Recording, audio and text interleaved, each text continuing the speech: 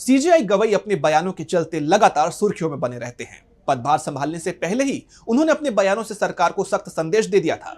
अब एक बार फिर उनके बयान की चर्चा हो रही है, जिसमें उन्होंने संविधान के महत्व को समझा दिया है। तो क्या कहा है सीजेआई गवई ने, देखेंगे इस रिपोर्ट में। भारत के मुख्य न्यायाधीश बीआर गवई ने मोदी सरकार को दो टूक जवाब देते हुए कहा कि भारत का संविधान सबसे ऊपर है। हमारे लोकतंत्र के तीनों अंग, न्यायपालिका, कार्यपालिका और विधायिका, संविधान के अधीन काम करते हैं।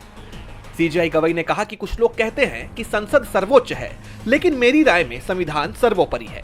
सीजेआई ने भले किसी का नाम ना लिया हो, लेकिन उनके इस बयान को पिछले दिनों बीजेपी सांसदों और उपराष्ट्रपति जगदीप धनखड़ के बयान के पलटवार के तौर पर देखा जा रहा है। उपराष्ट्रपति लगातार दावा करते रहे हैं कि संसद सर्वोच्च है, उसके अधिकारों का अतिक्रमण नहीं किया जा सकता। उपराष्ट्रपति सुप्रीम कोर्ट के कई फैसलों पर भी सवाल उठाते रहे हैं, लेकिन अब सीजेआई गवई ने साफ कर दिया है कि संविधान ही सर्वोच्च है।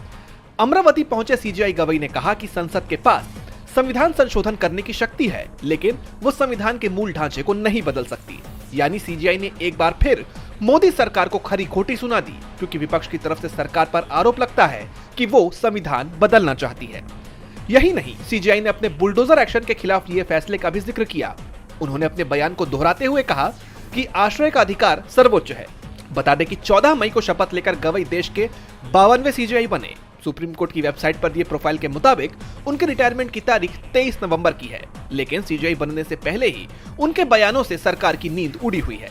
अब उन्होंने एक बार फिर सरकार को खरी खरी सुना दी है।